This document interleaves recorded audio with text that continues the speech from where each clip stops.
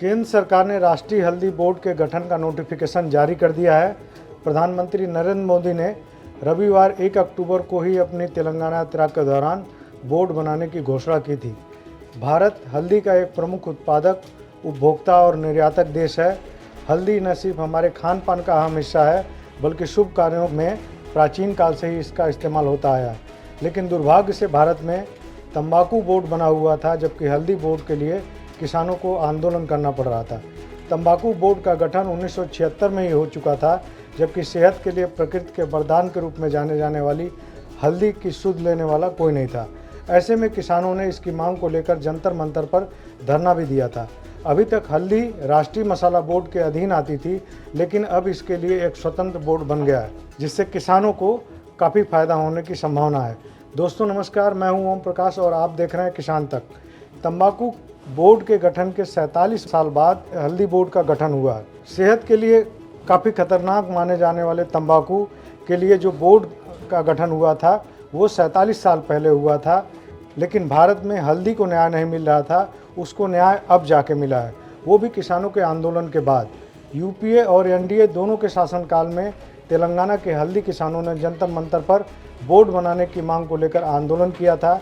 बहरहाल प्रधानमंत्री नरेंद्र मोदी ने किसानों की मांगों पर गौर किया, खासतौर पर तेलंगाना की भावना को समझा और इस बड़े फैसले का ऐलान किया।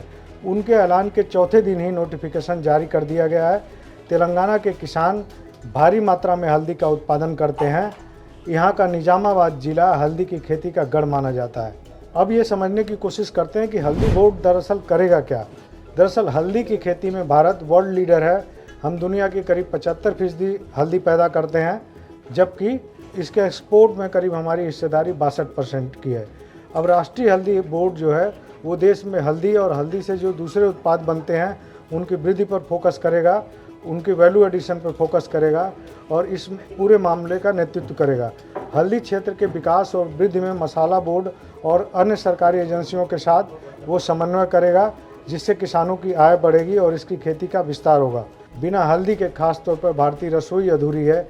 यह दवा बनाने के काम में भी आती है और खूबसूरती निखारने के भी काम आती है। कोरोना काल में तो यह इम्यूनिटी बूस्टर के रूप में इस्तेमाल हो रही थी।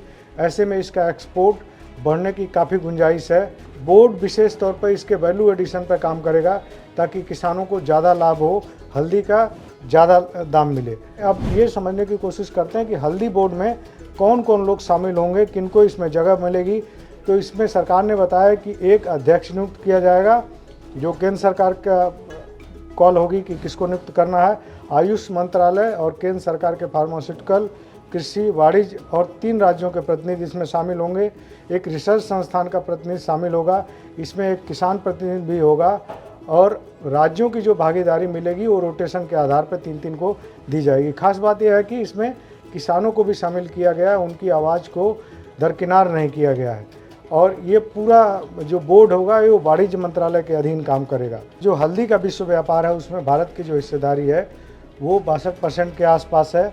और ये जो 2022-23 से अभी जो गया है, इसमें करीब 380 एक्सपोर्टरों ने $208 मिलियन की जो है वो हल्दी और उससे बने प्रोडक्ट का एक्सपोर्ट किया था। और भारत की जो हल्दी है उसके सबसे बड़े जो मुरीद देश हैं उसमें बांग्लादेश, संयुक्त अरब अमीरात, अमेरिका और मलेशिया हैं। सरकार ने बोर्ड के गठन के नोटिफिकेशन के साथ ही यह अनुमान लगाया कि 2030 तक हमारे देश से हल्दी का एक्सपोर्ट $1 बिलियन तक पहुंच सकता है। फिलहाल इस बोर्ड के बनने से किसानों को सीधे तौर पर फ़ायदा ये होगा कि उनको खेती के तौर तरीके और एक्सपोर्ट में काफ़ी मदद मिलेगी। इस तरह की और खबरों को देखने के लिए बने रहिए किसान तक के साथ। धन्यवाद। अगर ये वीडियो आपको पसंद आया है तो इसे लाइक ज़रूर करें। अगर चैनल अभी तक सब्सक्राइब नहीं किया है तो कर लें और नोटिफिकेशन पाने के लिए बेल आइकन भी दबा दें।